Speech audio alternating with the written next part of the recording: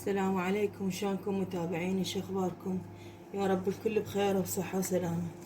طبعا اليوم راح نسوي الحلاوة الشوكولاتية، بس راح اسوي لكم اياها بطريقة مبسطة وسريعة واختصارا للوقت. حضرت يعني كل المواد يمي حتى ما يطول الفيديو. هنا عندي 2 كوب مي، راح اضيف لهم 3 كوب شكر. يعني عندنا هاي الشيرة تصير خفيفة، تختلف عن الشيرة مالت الزلابية او الداطلي، لا هاي تصير اخف يعني.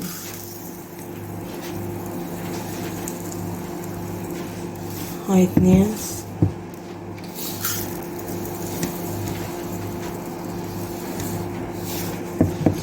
وهاي 3. طبعا هو اكيد اذا تريدين تسوين حلاوة شوكولاتية اول شي تسوين الشيرة.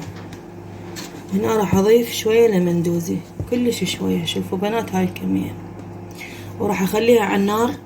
طبعا اول ما تفور عندي الشيرة راح انتظرها 3 دقايق واطفيها واشوفكم قوامها. وهنا بعد ما سوينا الشيرة، هنا عندي نص كوب من الطحين الابيض ونص كوب من الحليب البودر وربع كوب نشا، راح اضيفهم بالقدر.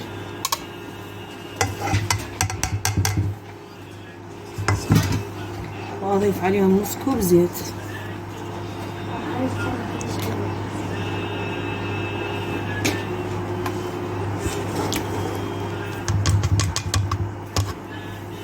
وما ننسى رشة الملح، يعني رشة كلش صغيرة.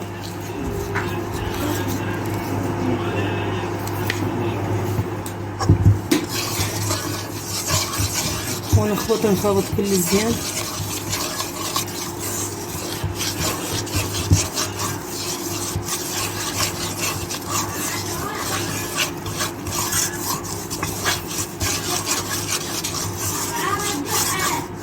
وهسه راح اروح على الطباخ راح احمس هاي المواد كل زين. وهنا بنات راح ابدا احمس بيهم على نار متوسطة ولحد ما يتغير لونهم. بس حد فيديو راح احمس هاي كل المواد وارجع وياكم. وهنا بنات بعد ما صارت عندي بهذا اللون راح ابدا اضيف الشيرة. بس حبيت اشوفكم الشيرة هنا قوامها، يعني تصير هيك خفيفة مو ثخينة. طبعا راح اضيف شوية شوية واخلط لحد ما اوصل للقوام اللي اريده.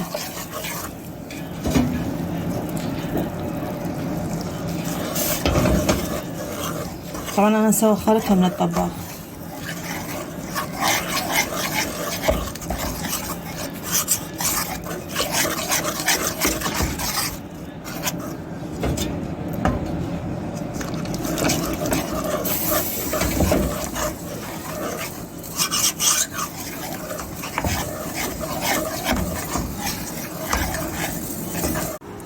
بنات صارت عندي الحلاوة بهذا القوام، وطبعا اكيد من راح تبرد راح تثخن.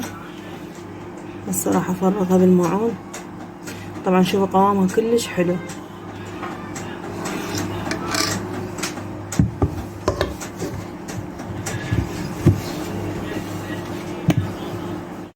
وهاي الحلاوة بعد ما بردت طبعا زينتها بالجوز، ويبقى التزيين حسب اختياركم، بس هنا حبيت اشوفكم القوام مالتها،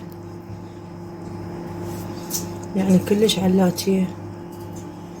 واذا استفاديتوا من هذا الفيديو حبايب لا تنسون اللايك والاشتراك بالقناة وتفعيل الجرس حتى يوصلكم كل شي جديد. دمتم بحفظ الرحمن ومع الف سلامة.